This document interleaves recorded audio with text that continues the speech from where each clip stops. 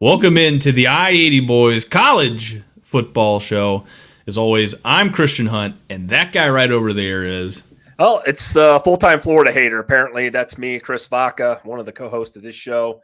Yeah, I'm here. Christian, how you been, my man? Hanging in there. You got a bye week this week, don't you guys? Yeah, I'm really nervous. We might still be getting injured this week in the bye week, but it is what it is, as they say, right? Yeah, that's true. Chris, that's probably. And I know we've talked obviously a lot about college football, and there's been a lot of prime time teams in the top five that have just played some really boring schedules, some really easy schedules. But God, man, when your team's on a bye week, I mean, you just don't know what to do with yourself. You went through it last week, obviously. Yeah, it's it's good for the team, right? Regroup. Yeah. If we're talking about Nebraska, heal up some guys maybe that are a little banged up or whatever. Georgia's obviously had a boatload of injuries this season. But yeah, I mean, for the team, it's great for a diehard fan like myself. Yeah, it's like shit, man, no football, right? So that's a little tough to go through. But the good thing about, I know you're the same way. We love college football, obviously, so we always gravitate towards great games and good teams playing. So, but yeah, no, good for the team. If you want to speak about Nebraska real quick, yeah, absolutely. They needed the bye week to kind of regroup. Big game this week. I know it sounds crazy. I know it's only Northwestern, but when you're Nebraska, you got to take every game seriously. No, I agree with you. It's one of those things where it's part of that come up that we talk about every week here on the show, and it's you can't overlook it, especially not in this Big Ten West. I mean, there's going to be some matchups we're going to talk about here towards the end of the show, and it just every week truly is must see TV or must miss TV, I guess, depending on how you look at it. Might have to readjust your TV sets a little bit because it is 2023, not 1993. Yeah. But very very interesting either way. Another thing too is there is another big matchup this weekend, Chris, that we haven't talked about. That has nothing to do with college football, and that is in our fantasy football league. Oh God. I'm taking on you this week. So, well, if you like beating up on handicap people and handicap teams, speaking of injuries, I wish I could have 6 bye weeks in a row to get some of my players back. I'm going to congratulate you right now for whooping my 4-2 ass with literally half a squad, Christian. Well, I am 2-3 right now, and just like my boy Brock Bowers, Justin Jefferson is on my team, and he's not playing. So, and I have no running backs either. Chris won't take Joe Mixon, so here we are. Sounds like nobody will take Joe Mixon right now. Yeah, nobody will. I keep trying to trade him. I've even offered like a bag of peanuts from Joe Mixon. Nobody will bite on it. I love it, man. That's the ups and downs of fantasy football at its finest. Mike's got a good question here. Reaching all the way back in the vault, was the Georgia quarterback D'Wan Mathis a big loss for you guys?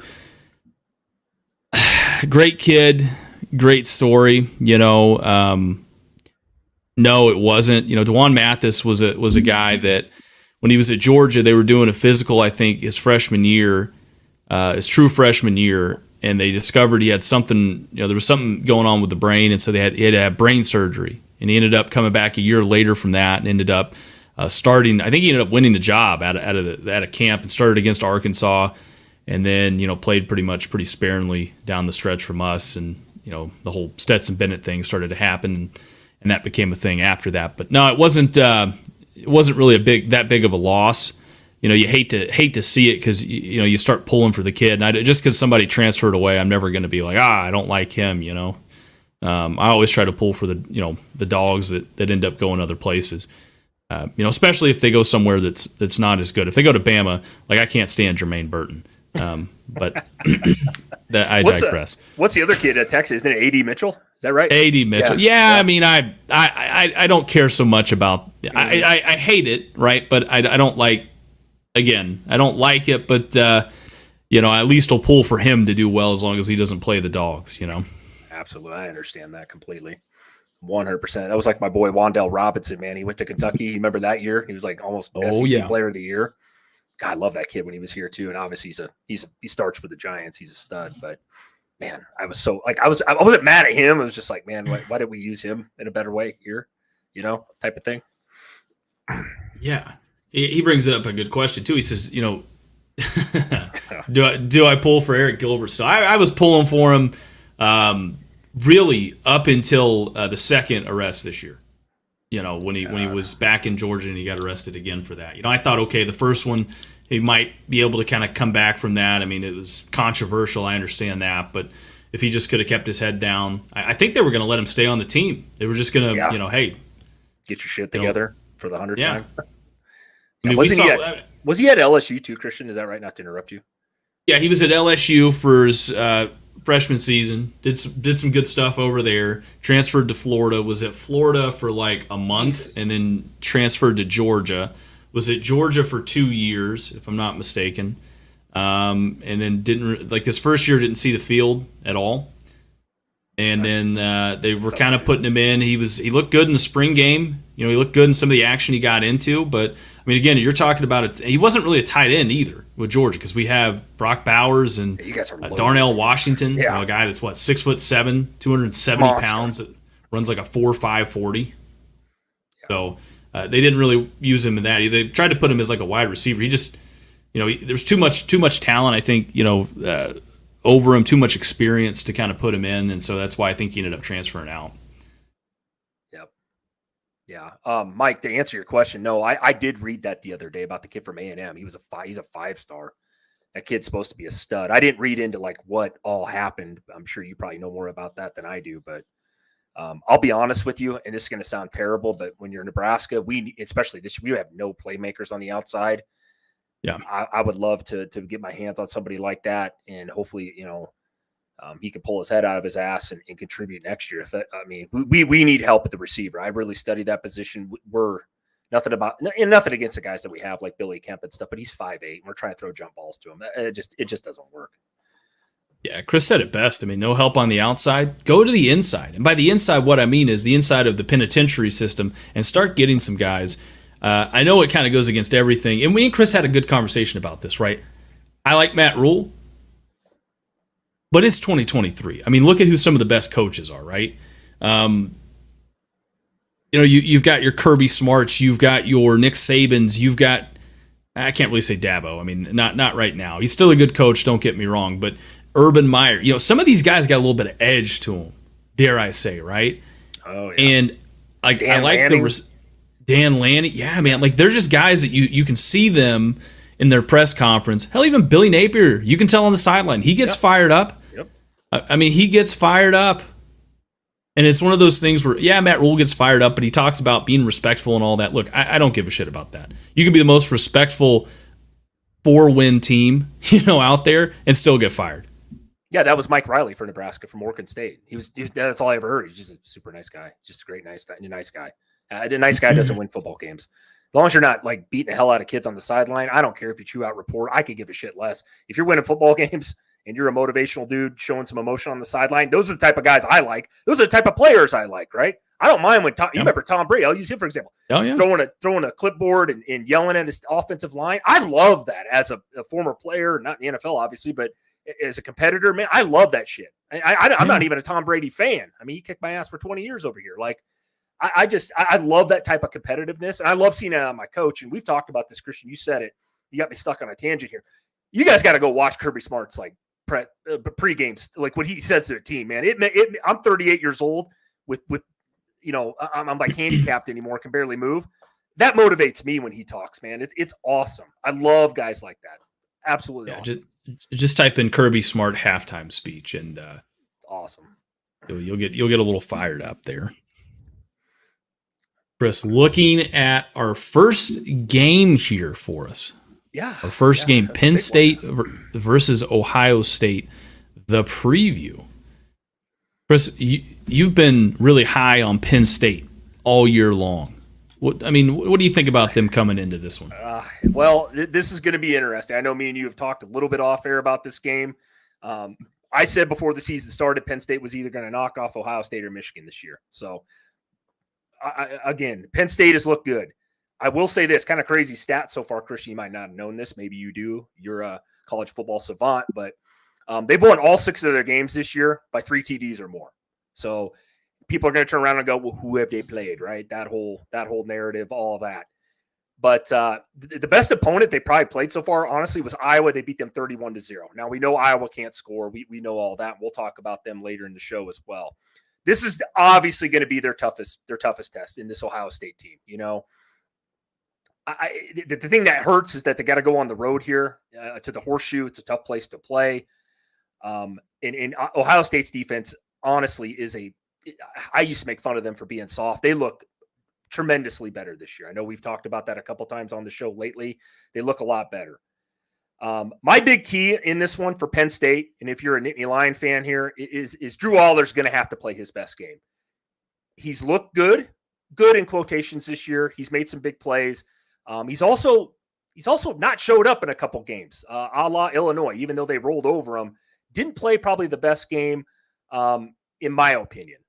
And he's a little inconsistent at times, and that's what I'm getting to. He's going to have to play elite, push the ball down the field, the big 3rd and 7s. Now, on the same side of the ball, Christian, we know about Penn State's run game, right? We know about Nick Singleton and Katron Allen. They love those two backs. They're 2 of the top 10 backs probably in the country on the same team, which is great. They run the ball. They're efficient. They're a tough-nosed team. They play a lot like Michigan in that regard. So if you guys remember the Ohio State-Notre Dame game, that was a hell of a game. It was a defensive struggle most of the game. In the fourth quarter of that game, though, and I watched it real closely, Notre Dame was able to run the ball down Ohio State's throat in the fourth quarter. Now, they didn't win that game. We're not talking about that game, but I think Penn State is going to try to do that. Now, does it work? I don't know. We're going to find out on Saturday. Defensively, real quickly here, Christian, before I kick it to you, Penn State's defense, I think, is one of the top 3 or 4 defenses in the country.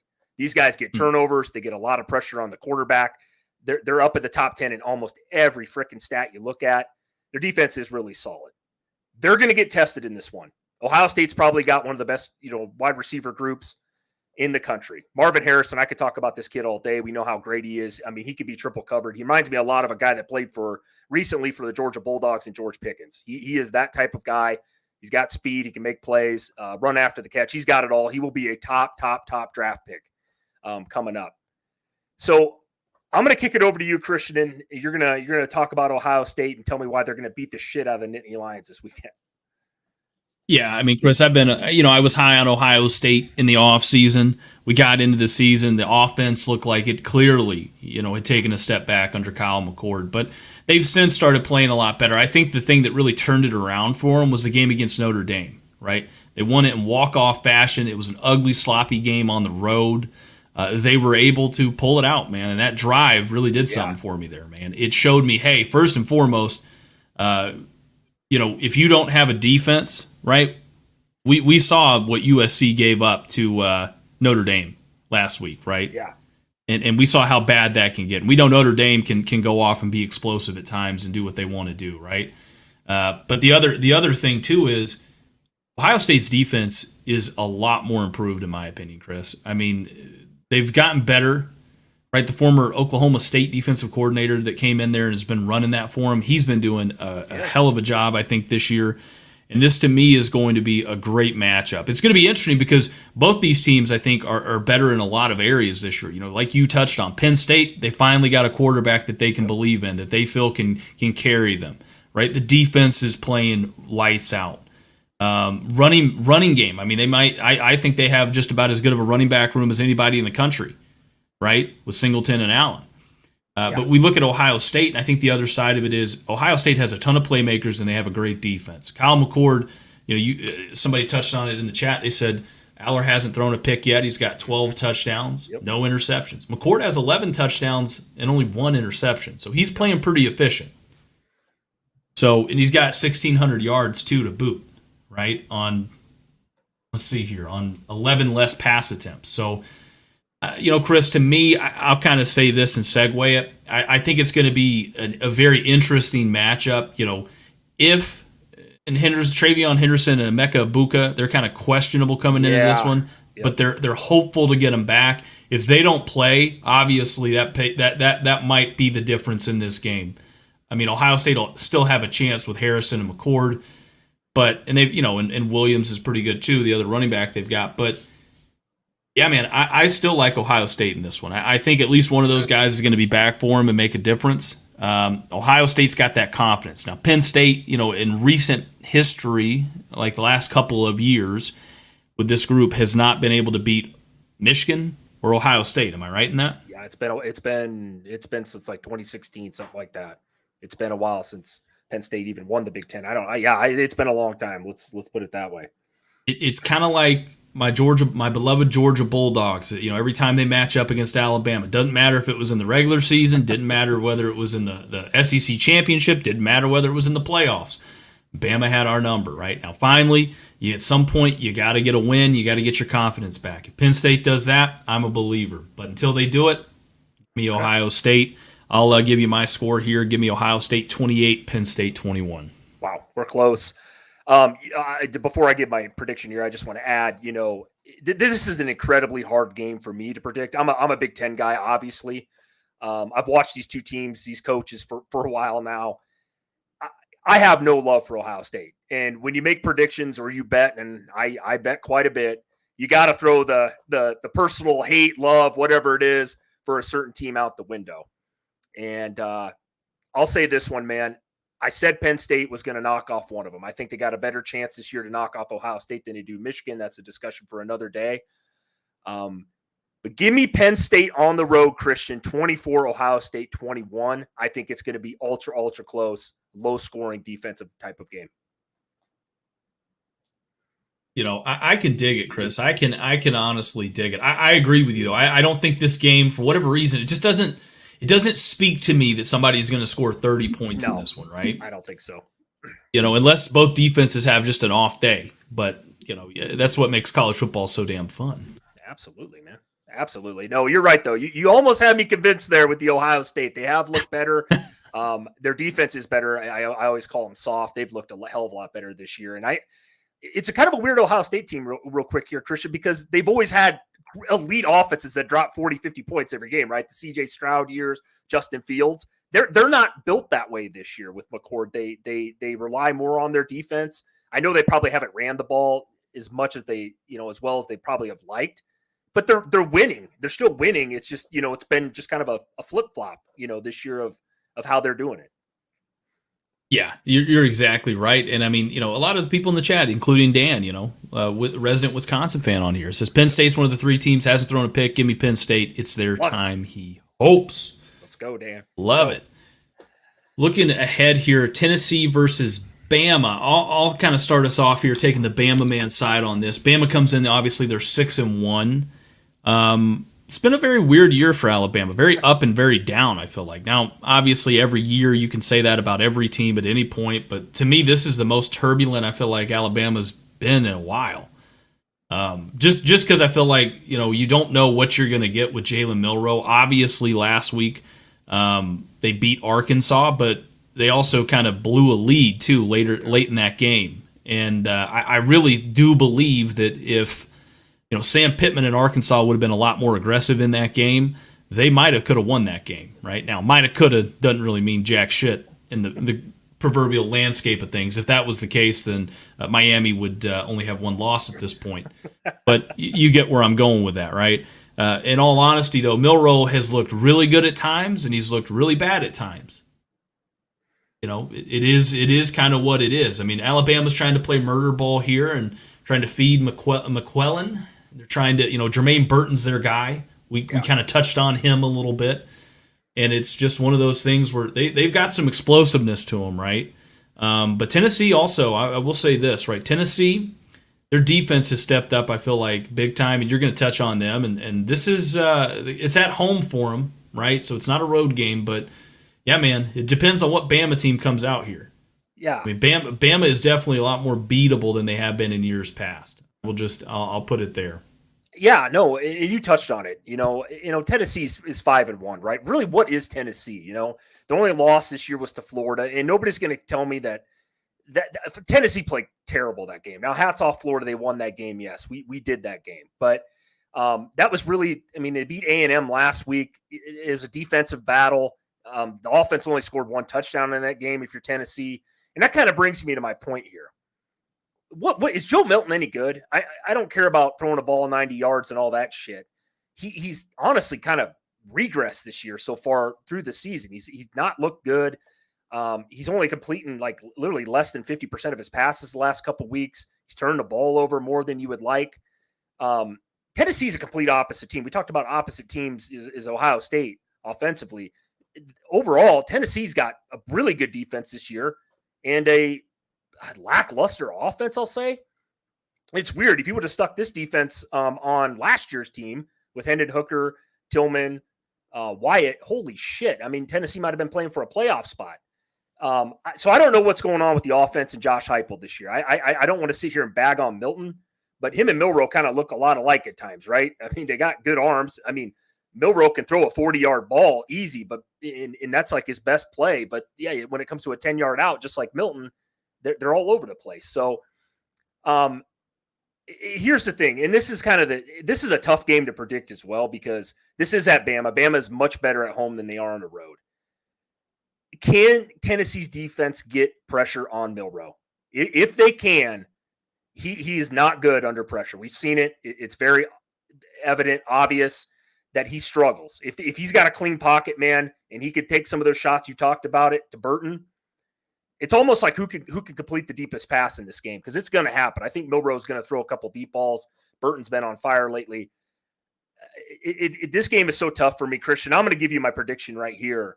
And this is tough for me. I honestly, I'm still haven't decided whether I'm betting on this game, and I probably won't.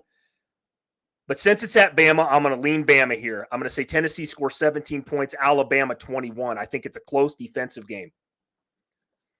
Yeah, Chris, I've bet against the Tide most of the year, and I've only been proven right with that, I think, once. Maybe a couple times, but once. So give me Alabama 31, Tennessee 24. Okay. All right. Moving ahead here to Utah versus USC, Chris. Tell me about your favorite team with your favorite coach, Lincoln Riley, and the USC Trojans. It's like you intentionally try to piss me off on this show and get me all riled up. We know USC, right? 6-1. Caleb Williams is coming off the worst game all year by far. 3 interceptions first half. And by the way, you brought it up to start off this segment. If you watch the game, it wasn't USC's defense on why they lost the game against Notre Dame. It was honestly Caleb Williams. 3 interceptions. He threw them all within his own 25-yard line. Notre Dame had to go 20 or less yards to score. I think there was a special teams touchdown by Notre Dame in that game as well. So I can't blame it all on the defense. I can't. Caleb Williams played poor. He looked terrible. And personally, if we want to talk about Heisman chances, I think he blew it in that game. I really do, just with the stiff competition at QB this year in college football. But moving on here, USC's defense has struggled. Utah, though, is a team that has been struggling on offense. And I again, Chris, we talk about it every week. Is Cam Rising going to come back? Yeah. I don't know if he is or not. We'll never know. He might be done for the year. Kyle Willingham is a pro at that, making us speculate every week and week out whether or not he's going to play.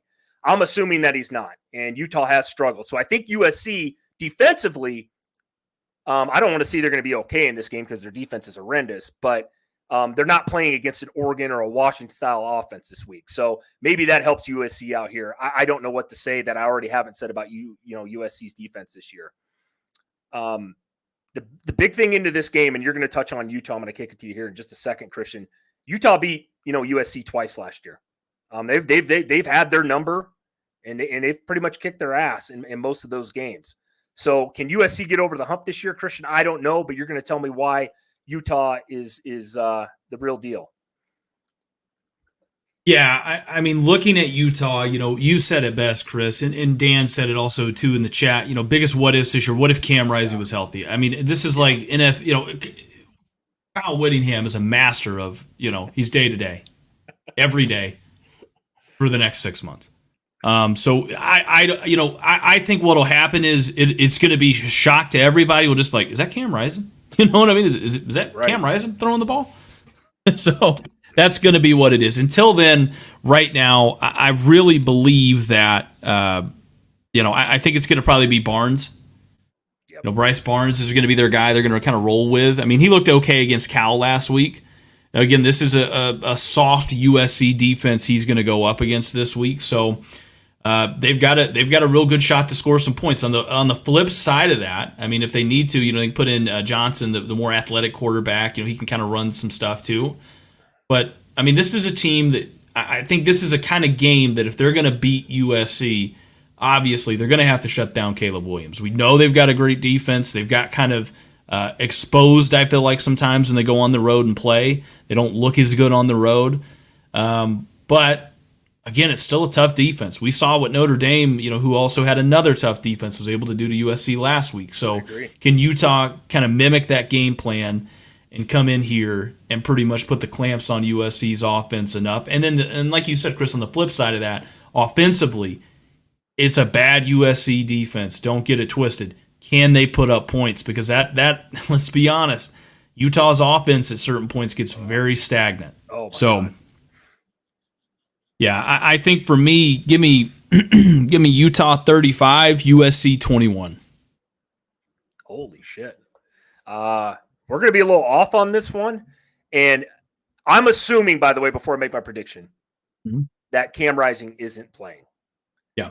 So the only reason why I'm leaning USC in this game is because Caleb Williams will not play like he did last week against Notre Dame. Regardless, he won't. That ain't going to happen again. He's too talented, I think, in my opinion.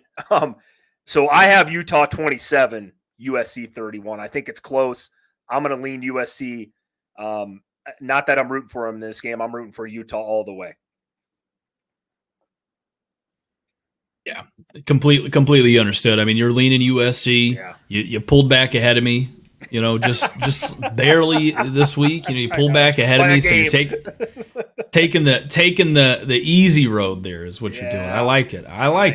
No, I honestly, Christian, have a tough time with that game, and I want Utah in my heart to win so badly because I don't like Lincoln Riley, but I just don't see Caleb Williams playing that way. And if Cam Rising was playing in this game, give me Utah all day, man. I truly believe that if Cam Rising had been playing all season, absolutely at his peak, yeah. Looking ahead here, Duke versus Florida State. Chris, I'll start us off with the Duke side of things here. Chris, Duke is the Cinderella team. I picked them early in the season to upset Clemson. Said they were going to lose to Notre Dame, and that's kind of how it kind of has been to this point, right? Now, one of the biggest things that comes into this game is Riley Leonard, and will he be available? Not a lot of press kind of coming out about that. He's got a high ankle sprain, is what they're saying.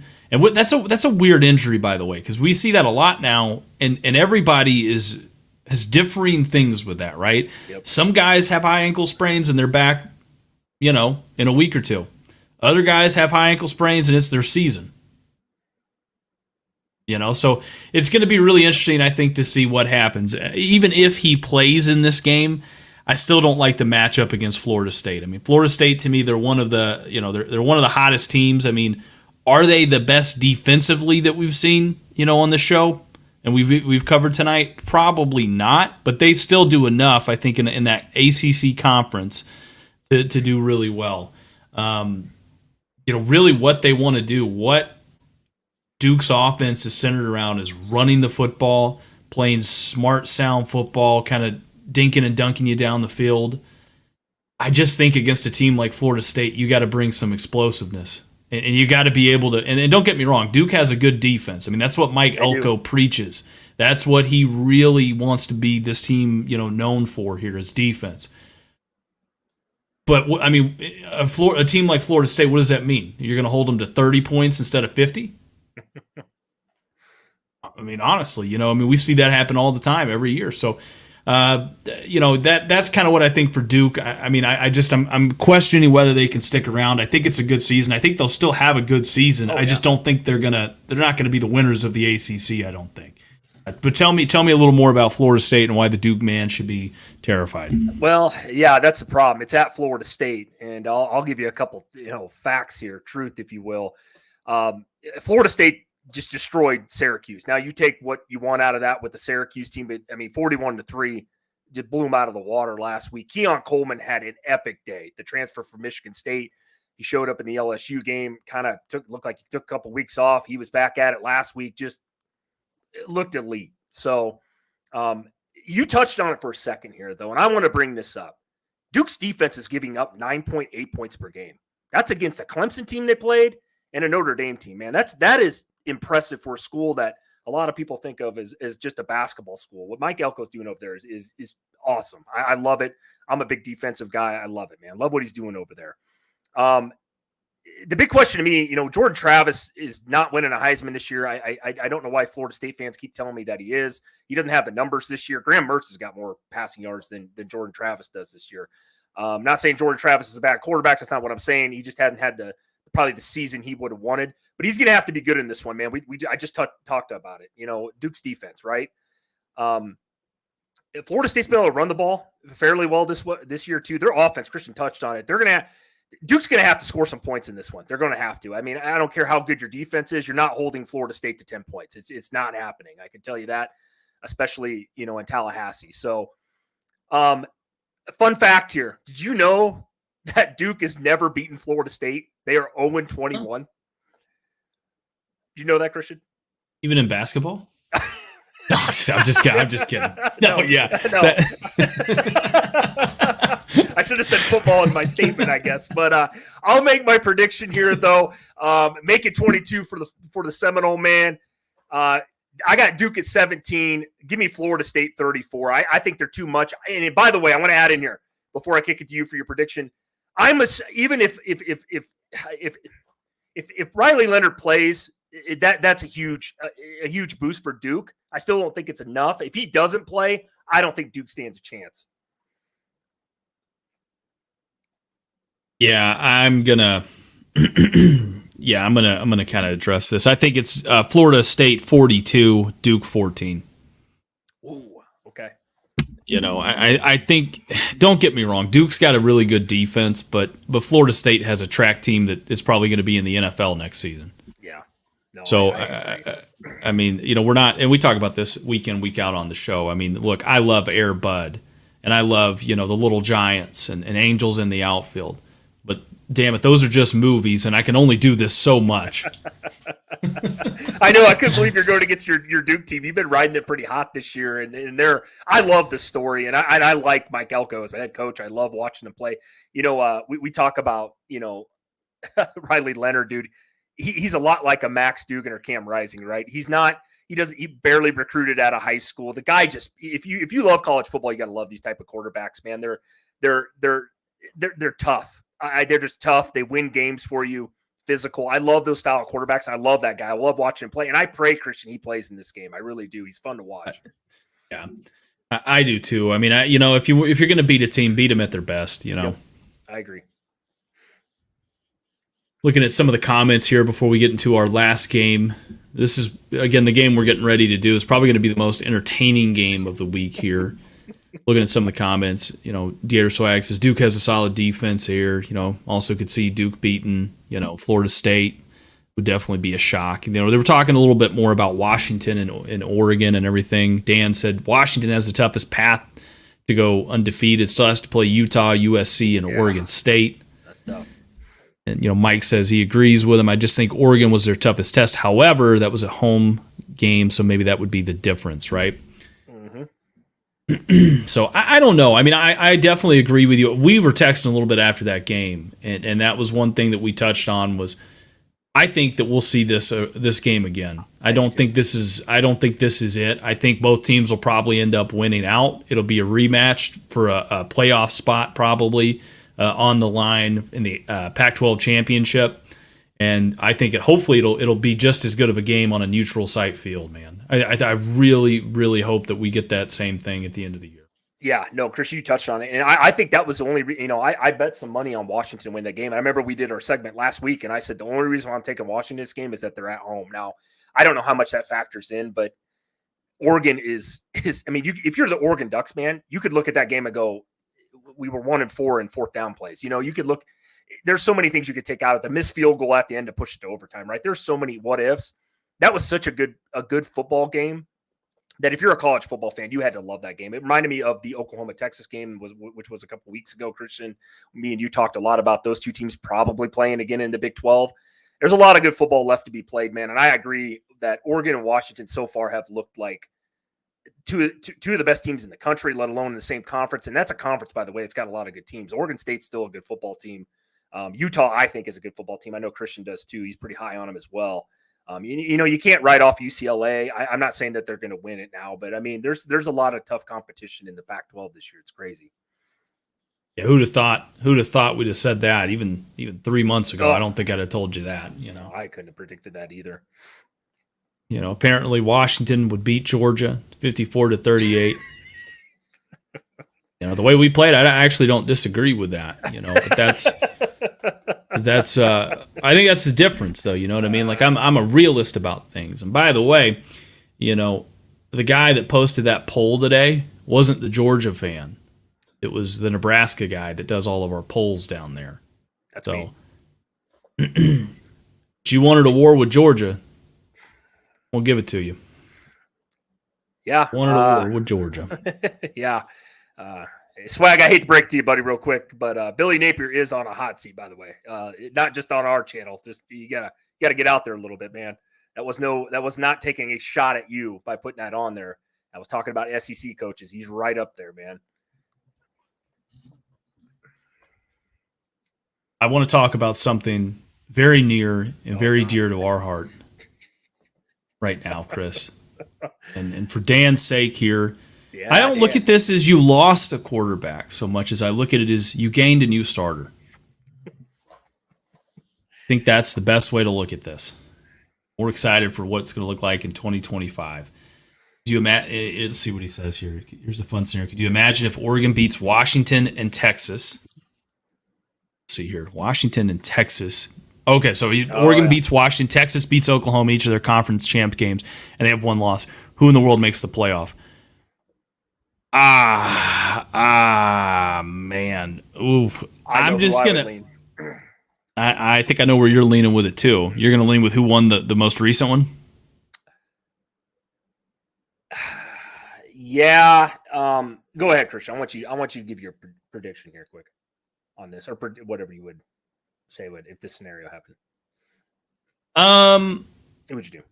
I would probably be whoever wins the most recent one, assuming they both have the same record, whoever, and also like you got to factor it into, do you value regular season wins more than you would, do you value regular season wins more than you do conference championship wins, even though it's, again, retrospectively the same teams basically playing? The only reason why I would lean Oregon in that scenario is because the Pac-12 is tougher than the Big 12. That's it. Yeah. That's all that, and I know that I like I said, I like all those teams. Don't get me wrong. And I don't know what's going to happen, but if I had to just like Dan, that's a very good question. That's a tough question to answer.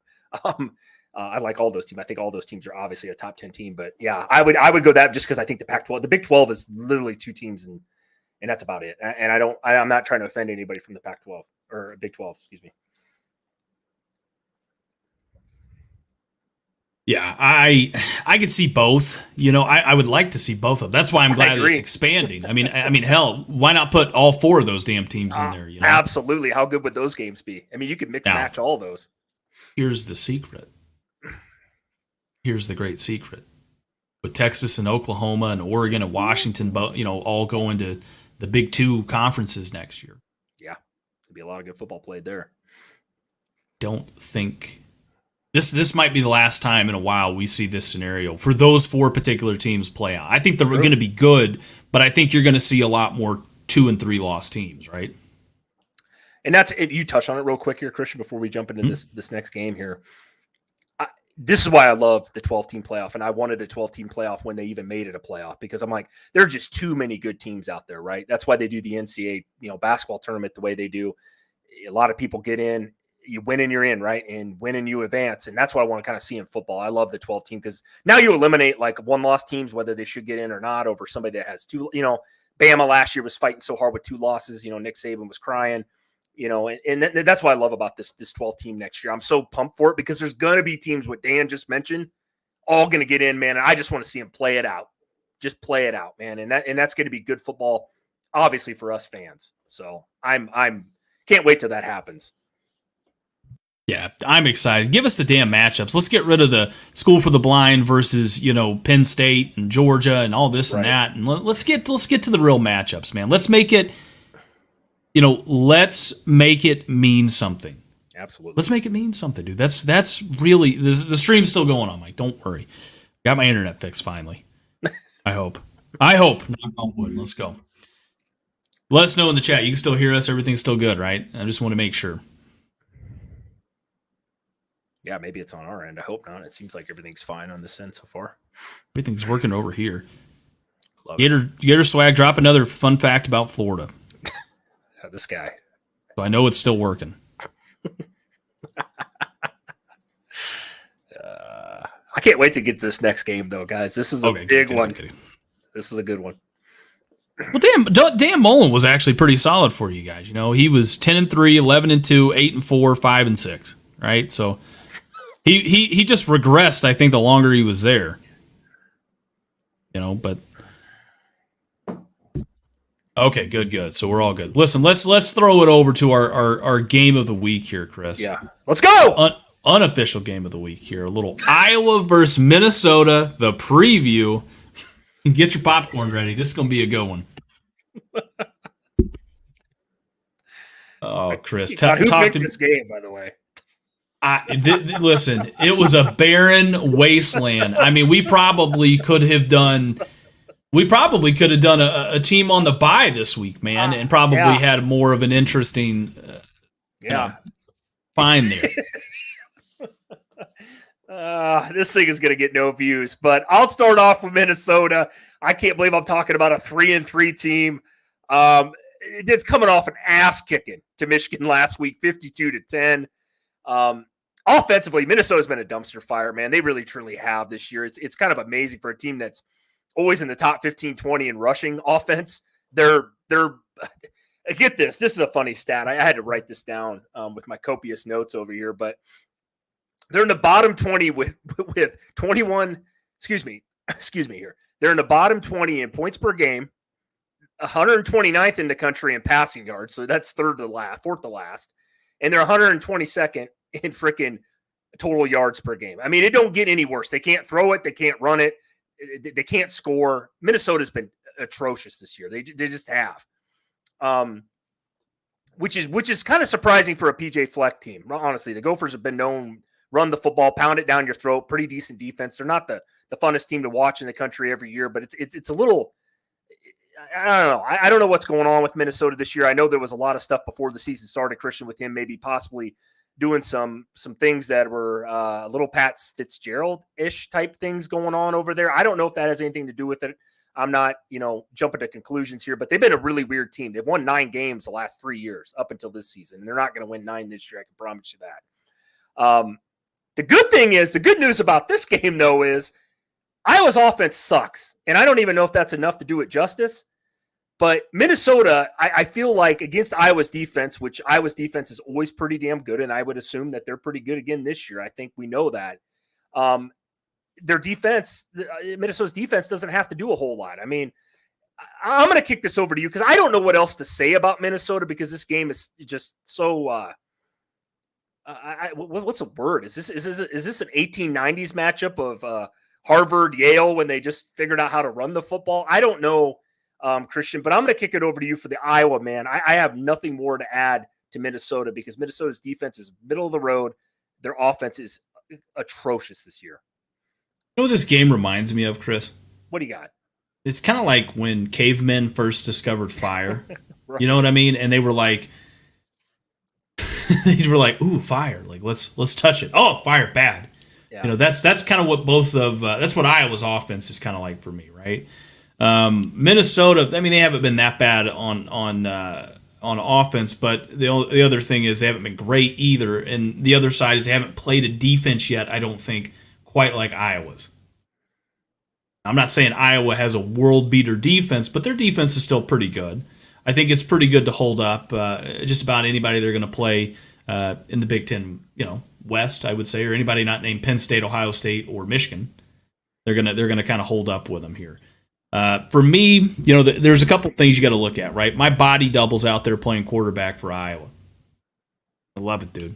Guy's listed at 6'3", 258 pounds. No way. I can tell you right now, he's been hitting the corn and beer, exhibits at the Iowa State Fair. I think pretty hard because he looks probably closer to about 280, and he was probably about 6'2", if I'm guessing.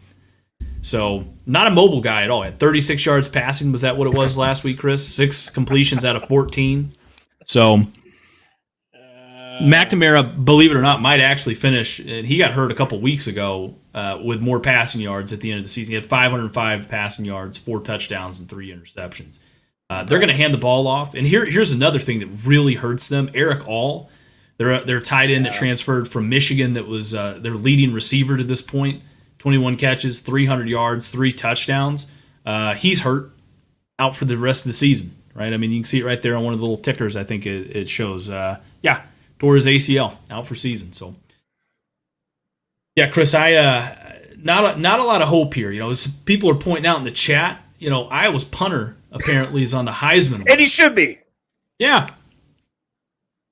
I mean, I really think the game would be a lot more interesting if both these teams just put their punters at quarterback.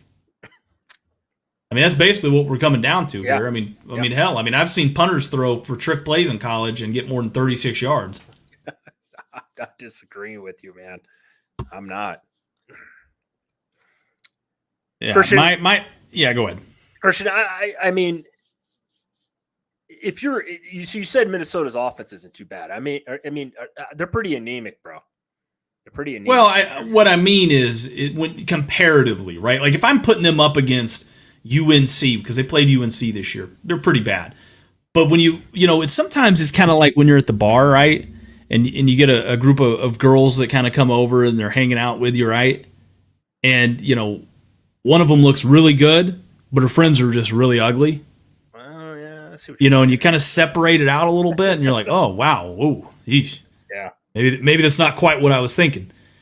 I think the same thing could be said in this game, right? Like, Minnesota's offense compared to Iowa's, ungodly different. Whole different levels, right? I mean, they're not a great offense by any stretch of the imagination, but when you compare it to Iowa, well, they're not so bad.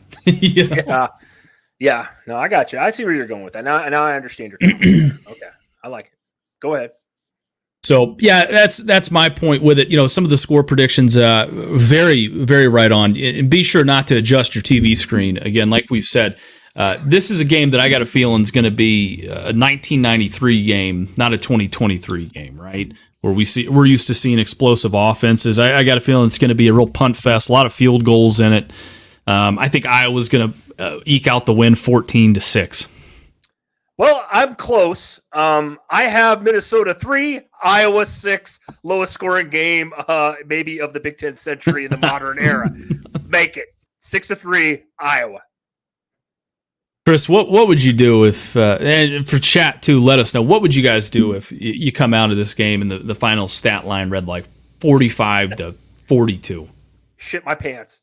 I would be just beside myself, right? Every play was going for a touchdown pretty much from start to finish. Ends up being just like that Oregon-Washington game we just watched. I mean, that would, man, that would really be the Big Ten West encapsulating what I think is, the Big Ten West this year, in all honesty. I mean, Christian, I'm going to ask you something right now. If you had to put your mortgage down today, right now, after 7 weeks of football, who's the best team in the Big Ten West? Michigan. Oh, sorry. No. You said I stopped after you said West. Big Ten.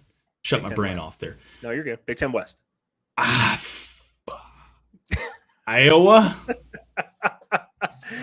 Isn't that crazy?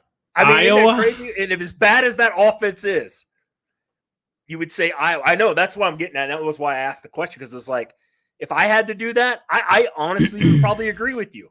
And I'm not hating this because I'm a Nebraska fan and Nebraska fans don't like Iowa fans and vice versa. It's just like, man, probably Iowa. I mean, they beat Wisconsin last week.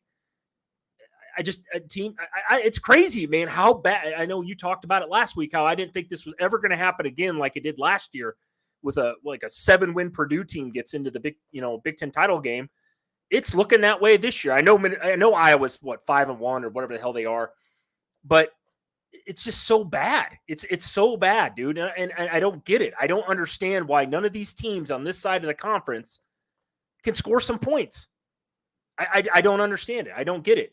I don't. It's not like Illinois was a decent team last year with 8 wins. Nebraska was obviously atrocious, but Iowa's a team that's always had a great defense. They always do every year. Can you get some offensive players over there, a quarterback, somebody that could throw for more than 36 yards a game? Wisconsin, what's going on there under Luke Fickell? I know he's a new head coach, a new regime. I get all that, but you can't score more than fucking 6 points. Like, I don't get what's going on. Purdue, Christian, you talk about their defense. Non-existent most weeks. I don't get it, man. Rutgers, what the hell are they doing? Northwestern, there's a team that usually plays with most people. They've been terrible this year, other than the 1 win against Minnesota. There's your other team, 9-win team last year, Minnesota. Where are they at? Not a 9-win team last year. They were a 9-win team last year and still didn't win the Big Ten West. That's how sad that was. Non-con games, but I just don't understand, dude, Christian. I don't. I don't mean to go on a rant there, but it's just frustrating being a Big Ten guy when you do have obviously the Michigan, Penn State, and Ohio States of the world. And then obviously I live over here in the West with Nebraska, and it's just frustrating, man. It is, because it's like it makes us all look bad over here, and it's hard the Nebraska, man. It's hard to make a case for us being any good when we're playing with a bunch of teams that can't score more than 14 points a game. Yeah, I mean it's like you said, Chris. It's a very weird dynamic. I mean, you got Nebraska running the option again. They're out there running the speed option, and they're one game away from probably running the triple option again. They're going into the wing T set. Like you said, Wisconsin. I mean, their offense didn't look. This isn't a beat up session, but they didn't look stellar before the Mordecai injury. Now they look like, hey, we're just going to hand it off to Braylon Allen because they don't have they don't have another running back pretty much. Right. And they do, but they're very young, and you're going to lean on Braylon Allen a ton more. And I mean, the defense, again, we know what that defense is. I think the defense is okay, but they're not what they've been in years past. I mean, it's Fickell's first year. He's kind of rebuilding. He's trying to figure out what he's got, and he's trying to build it his way. So you've got right now, and I'm looking at the Big Ten West. I mean, it's Iowa sitting at 3-1 over, in conference play. Wisconsin at 2-1. Northwestern is at 1-2, and then Minnesota 1-2, Nebraska 1-2, Purdue 1-3, Illinois 1-3, obviously over there. And you touched on it. I mean, this is going to be one of those weird things where I think that, again, we touch on it a lot here. If you're not Michigan, Penn State, or Ohio State, you're beatable. We saw it last week with Illinois beating Maryland. Yeah, a Maryland team that we were pretty high on, come off a good game against Ohio State the week before. They were beating them for 3 quarters. And it's just like, what the hell is wrong, honestly, with this conference in general, overall, other than the 3 power teams? Like, I don't get it, Christian. I really don't. I don't get it either. I mean, it's going to be one of those things where I know we last year you had said coming into this season, you had told me, Christian, what happened last year will not happen again. Yeah. Wow. To be fair, it might happen again. Oh, it's going to happen again. I agree with you. It is. It's going to happen, and I can't believe, again, for the second consecutive year, we got teams with 5 or more, or 5 or more losses. Like, it's just like, can anybody step up and be you don't have to be elite, but it just makes this side of the conference look terrible. And I hate it. Every week I watch more football than just Nebraska. And it's like, good for Illinois going out there and beat Maryland. Does that mean Nebraska's going to turn around and beat Maryland here in a couple weeks? I don't know, but man, I just want to see good play out of my conference, because I do try to rep the Big Ten, of years of getting our asses, beat by SEC schools and ACC schools and shit like that. God damn, man, I need them to step up over on this West side and make it kind of halfway competitive for a Big Ten title game. I mean, Christian, you're going to watch, let's say who, okay, you said Michigan, probably the best team right now in the country, not in the country, but in the Big Ten right now, right? Yeah. Probably right now. Okay, so then they go and play a lowly Iowa team that can't score more than 10 points a game. I mean, it'll be 52 to 6. It just sucks for conference games like that, and it's hard to represent this side of the conference when Iowa's your best, foot forward, I guess, out of this slew of dumpster fire teams offensively. Yeah, I mean, I don't know, because like the more we're talking about Iowa, I've been pulling up their schedule here, and it's like, could Minnesota beat them? You know what I mean? I think listen, so. Minnesota's got a shot to beat them. I think every game they're going to play this year, somebody has a shot to legitimately beat them. Yeah. I mean, they've got Minnesota, Northwestern, Rutgers, Illinois, Nebraska. I mean, every single team I just mentioned, if they just show up on offense, basically, they got a real good shot. And I don't mean like they just show up, get off the bus, and get on the field. I mean like they actually play their best game. Because we know Nebraska, like you said, they've had their own struggles on offense. Oh. And this isn't to get you fired up or to get the fans fired up on here. But realistically, if Nebraska can come in and do what they did against Illinois, right, and just replicate that and finish things off in the red zone, they got a shot, dude. Honestly, they've got a shot. I mean, you're looking at... I agree. Minnesota. Minnesota's hanging around right now. If they win this game, this puts everything else into just chaos. If Minnesota wins this game, it really will send everything in the Big Ten West into chaos. Yeah, because that's the problem. You know what I mean, Christian? Not to interrupt you, but I mean, wouldn't that be the shits there? Minnesota wins this game. Now who's the best team? At that point, it would, and that's another great question too. I mean, let me look and see who. Mike's got a great question here. Oh, Jesus, never mind. Ice skates. Mike has got a good question here, or good point too. He said, wouldn't it be crazy about the multiple loss team in the Rose Bowl? You said it earlier. You could potentially have a 5 or more loss team in the Rose Bowl. Embarrassing. That would be just terrible. Right. And this I'm going to add this onto here real quick because I touched on it for a second. I said what happens if, obviously, let's say Michigan runs the table over there. And they got to play, obviously, for a Big Ten title game, which is going to happen. Say it's Michigan that wins that side. You play Iowa.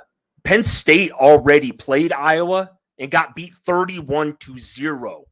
That's what's scary to me. It's like that just makes the conference look bad. And I know, thank God, the East and the West disappears next year in a way. Then again, they'll throw on the slew of teams of Oregon, Washington, UCLA, and USC, teams that actually have elite offenses.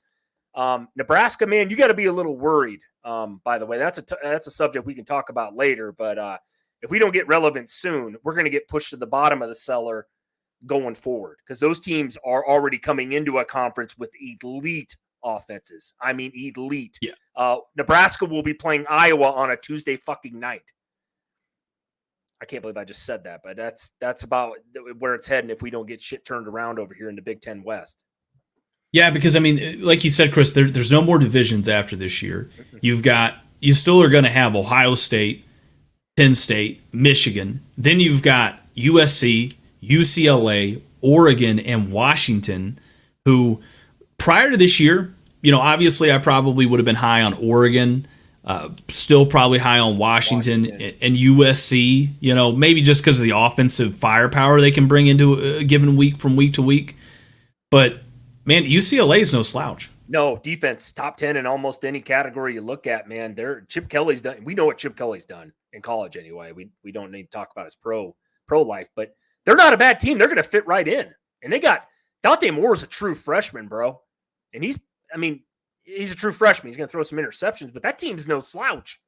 Like they'll fit right over here pretty great, man. They'll be pretty successful year one.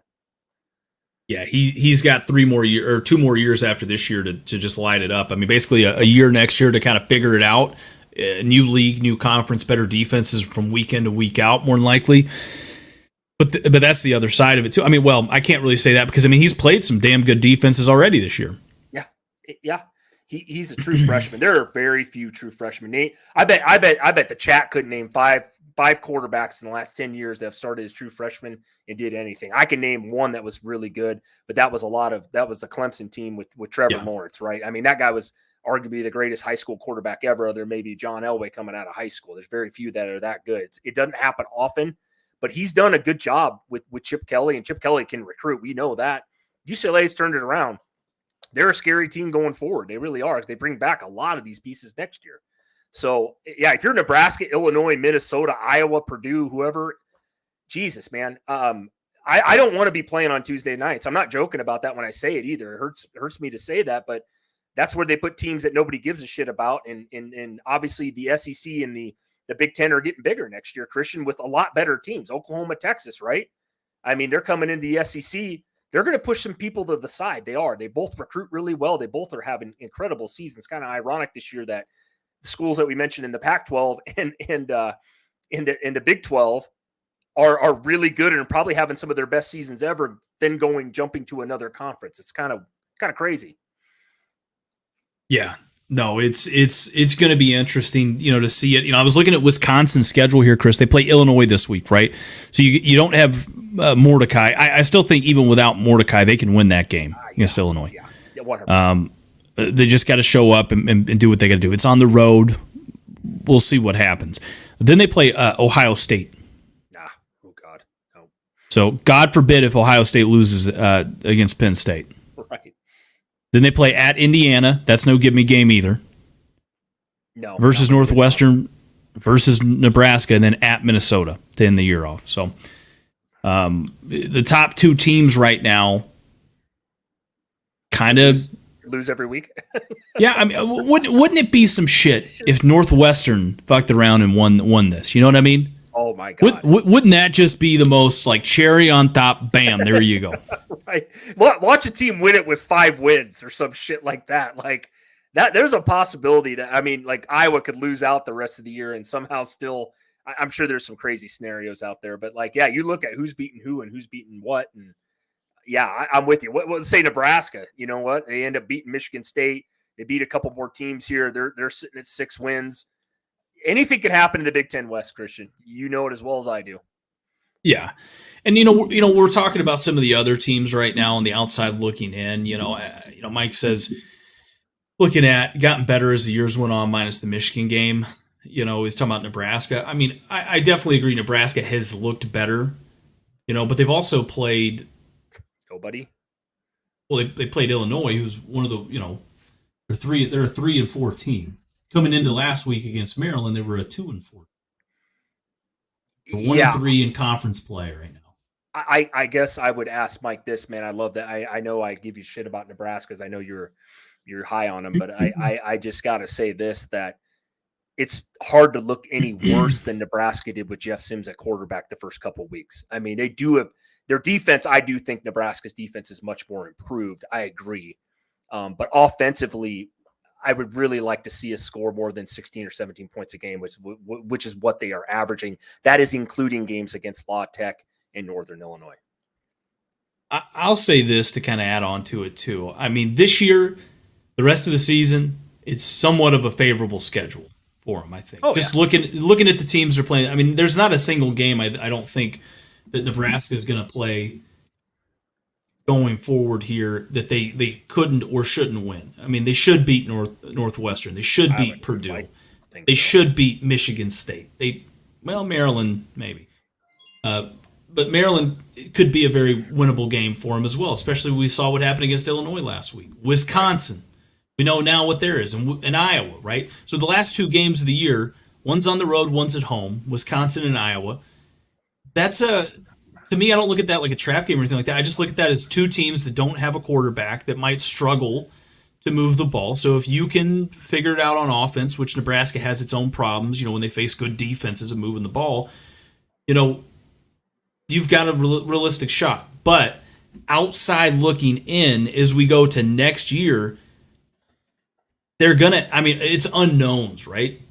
It's unknown for us right now. I think as far as what's going to happen, because it's going to get infinitely harder. It is. Andy Harris says, if we die, then we die. Hey, man, I like it. Let's see here. Mike says, I get that, but the offense has improved with Harbaugh quarterback, way less turnovers, running game is about the same. Yeah, I agree with you. Heinrich Harburg, I think, has done a phenomenal job at coming in and kind of steadying that. He's cut down a lot on the turnovers comparatively. But I guess I'm looking at it from the standpoint of, all those teams coming in next year, right? So there has to be something, I think, in the offseason that gets really cleaned up. The same way the defense got cleaned up this year. And, that's before we even start factoring in, stuff, kind of play with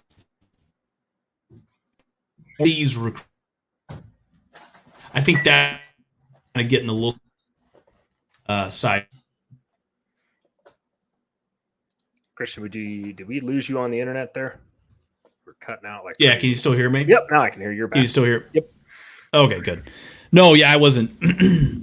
No, I was just talking about, like, I think this year is very favorable for Nebraska, but I think next year, I think that's where it gets harder. You know, doing away with these divisions, it only is going to make it harder, and it's going to be. You know, we were talking, like, one of the things I think that I'm looking at was just the talent and the recruiting that Oregon and Washington and USC and Ohio State and Michigan and Penn State are bringing to the table. You have to recruit that. You have to.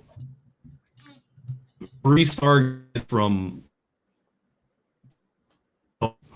he's not really going to do for Matt Rhule. Your internet's acting up, Christian. I don't know if we lost you again. Might have lost him. No, and like I said, Mike, I'll jump in here. I think Christian lost connection there. He's been having some internet issues, but no, I like I said, I'm not harping on Nebraska. Like I said, I think they've improved, but they got a ways to go here. I think this, time's going to tell here. I would love to see Nebraska come out and beat Northwestern handily. We're 12-point favorites last I looked. I'd love to see them turn around, beat Purdue. They don't have much of a defense. I'd like to think we could score in that game, and I'd love to see them put some string of games together here, win 3 or 4 in a row. I would love it, man. I really would.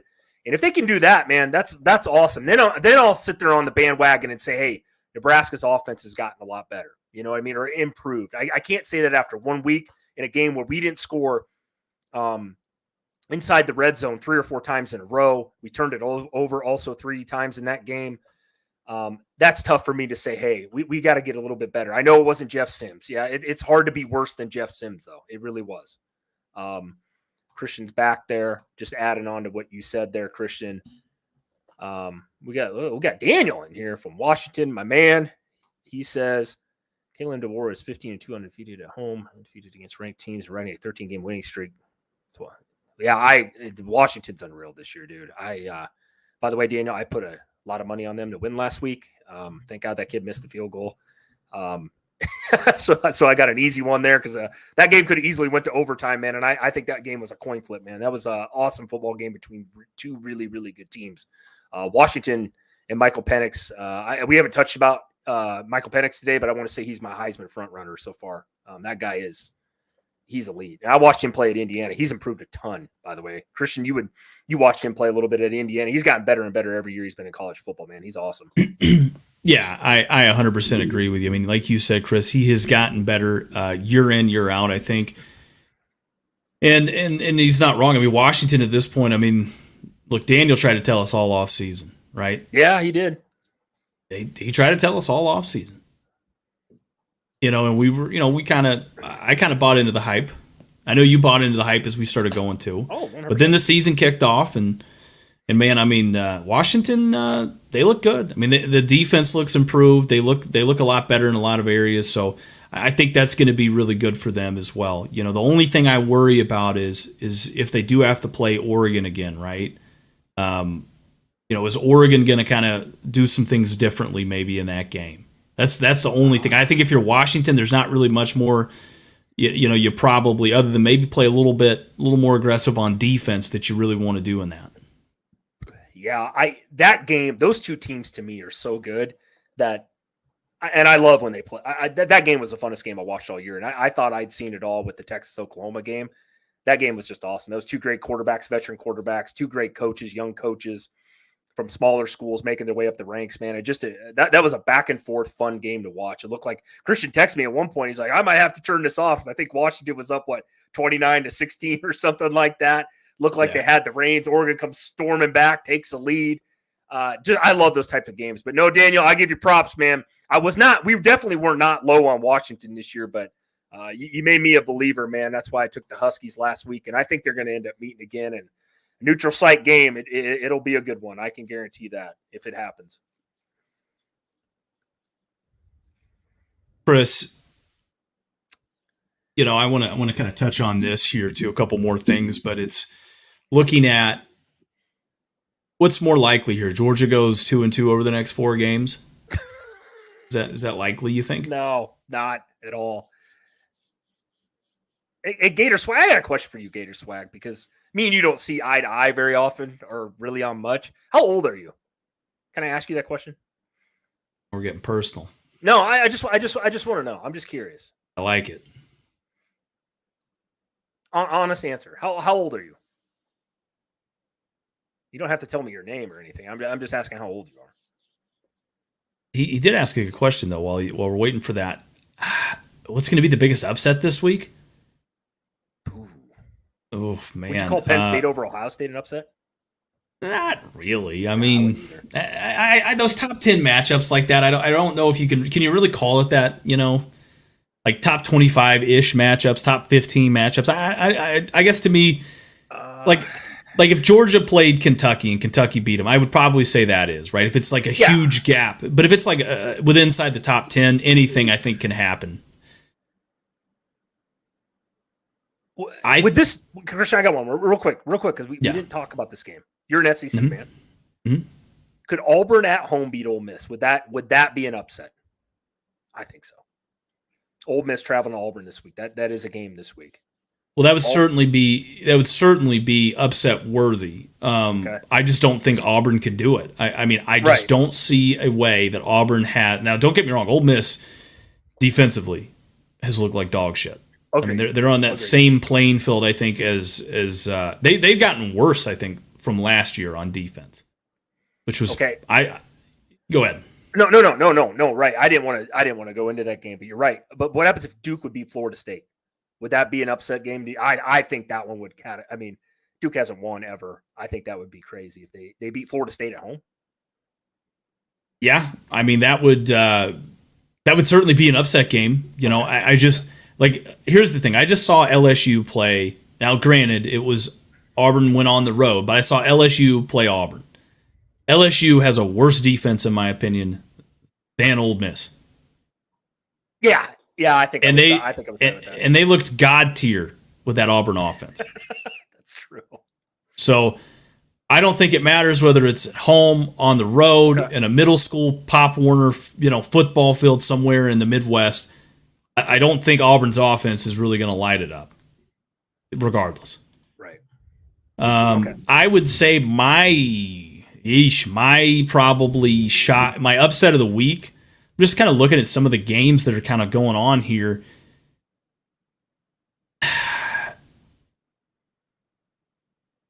Man, this is a tough one because there's a couple games where I could kind of pick it.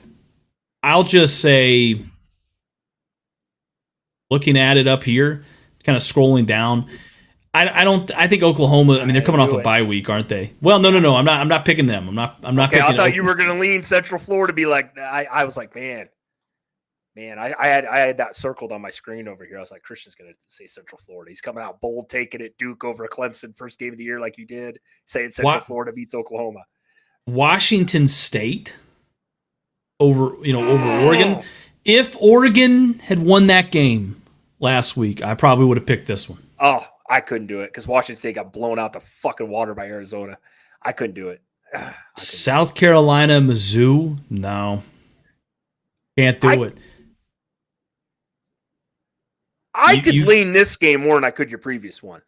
Just because they got Spencer Rattler. That's all. I'm not, and don't get me wrong, Missouri's looked really good this year. They've probably been one of the biggest surprises, but I'm not going to do what I normally do, which I normally would. Like I would normally talk about this game right here as an upset. I'm not even going to do that because every time I do that, I put bad juju in the air and then they end up winning.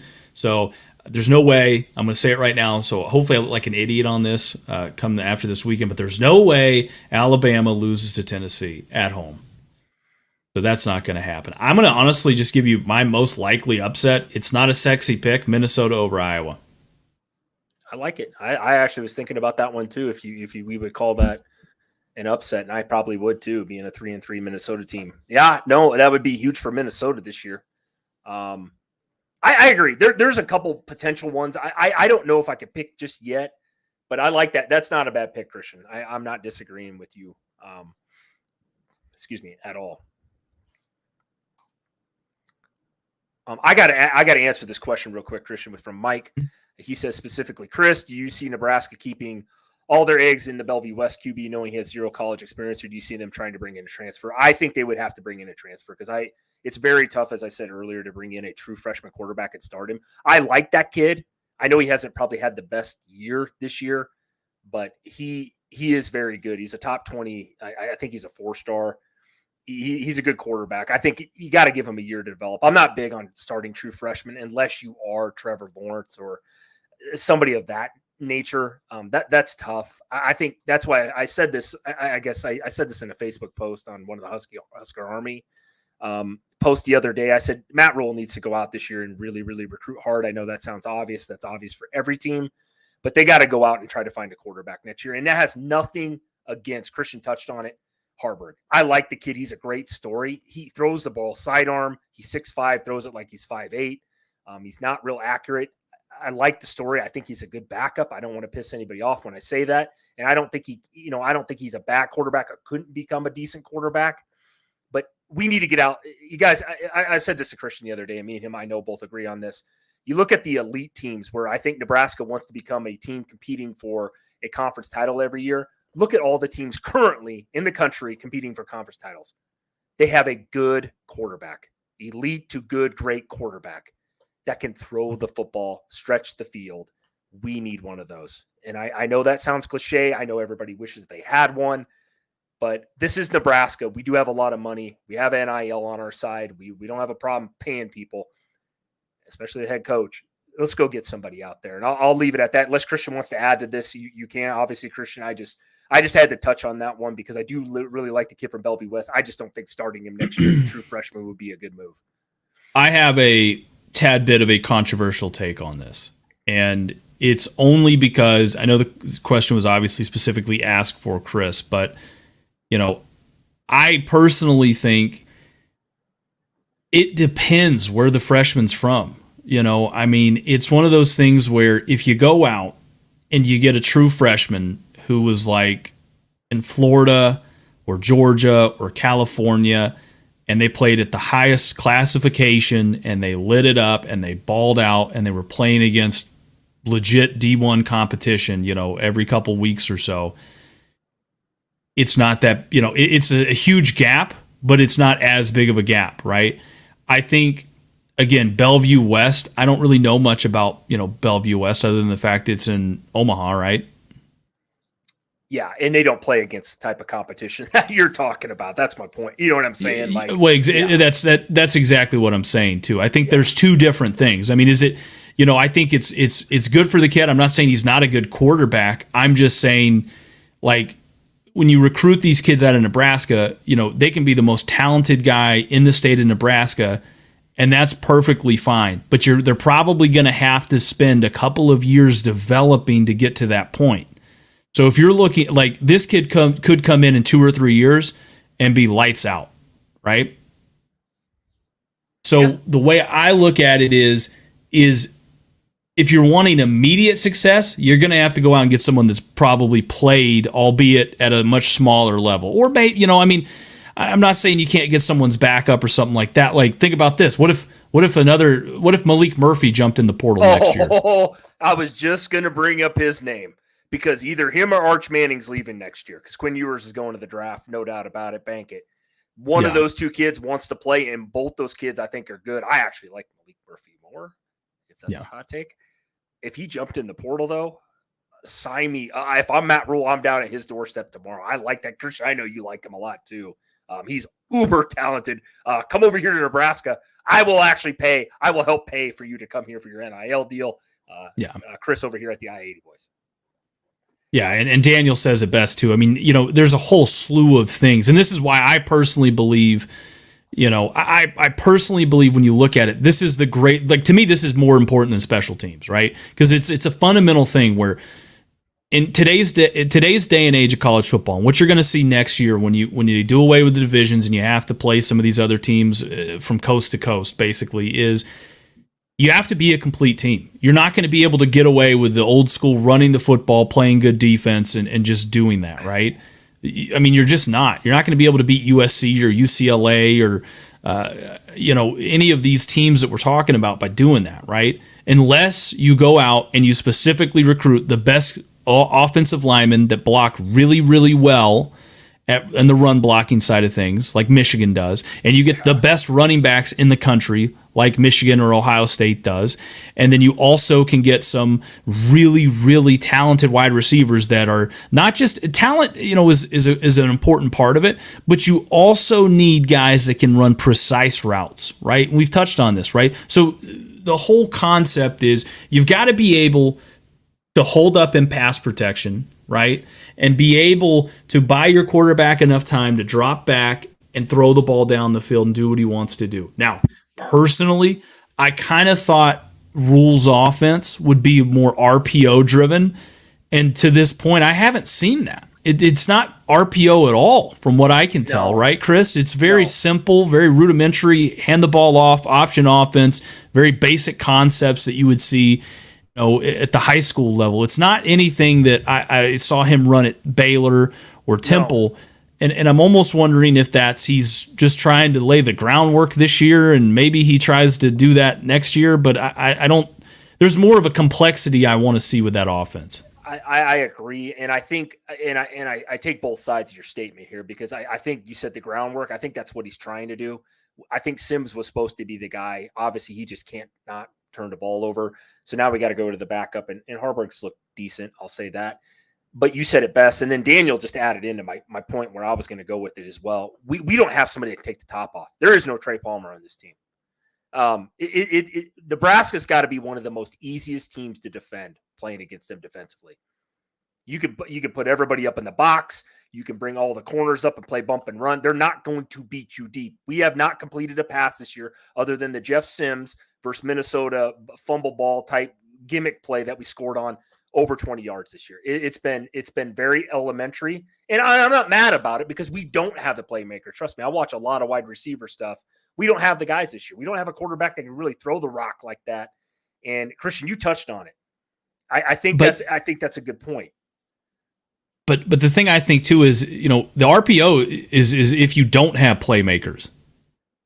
That's what that concept is built off of, right? Because what the RPO is designed to do is, hey, listen, we probably don't have great playmakers, so your job is going to be to read that Mike linebacker. If he starts crashing in, right? I'm holding, I'm pulling up at the last second. Bam! I'm dropping it over while that receiver runs a quick slant route over him. It's all quick stuff. I get that, but what happens when you don't have a run game that's really that effective? I mean, are you really that scared? I guess I'm not. Well, okay. So, but Nebraska has a decent run game. I mean, right? Average. I mean, their offense is in the bottom half of the country and everything. I guess I guess this is my point. Is like if I'm playing against Nebraska, I don't think they're a tough team to defend. You're not scared. They're down on their last running back. Harburg can't throw the football. I would make him throw the ball against me personally. That's what Michigan tried to do. We saw how that worked out. I mean, I guess I understand the RPO. Trust me, I get it all. It's just, are you really that afraid though? I mean, well, I guess the thing is that I look at is that I don't think they have any other choice but to do it. I mean, because by not doing that, right, teams are just, they're either running or they're throwing it. There's not that element of them really guessing as to what you're doing. Right. And I guess I get where it's going and I get where you're coming from with it, but it's like, to say you don't have the playmakers to do it, you have the same running backs you had last year minus A.J. Allen. Now, both of them got hurt, but even when they weren't hurt, I still didn't see those concepts being utilized.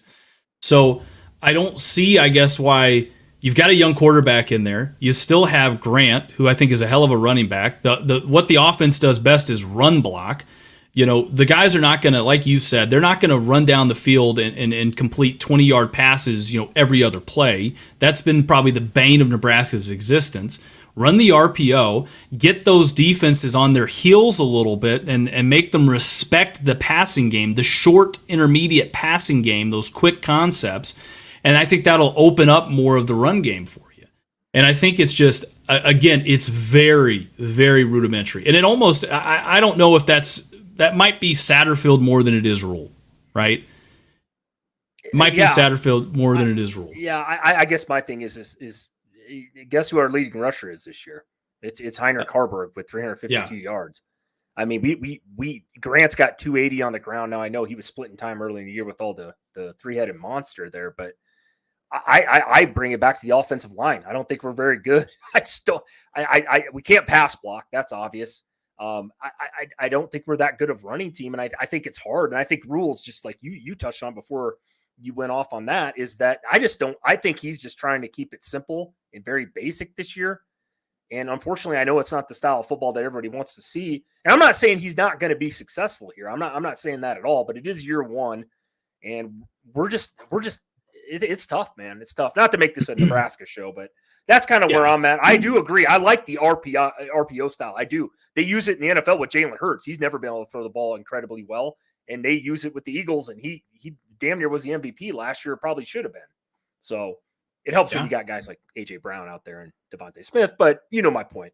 Yeah, or me. I mean, I could probably, fill in for him. I mean, fuck, they got Julio Jones today, dude. You know what I'm saying? Yeah, I know. Christian Hunt, backup quarterback over Mariota for the Eagles. Get that fucking hashtag going.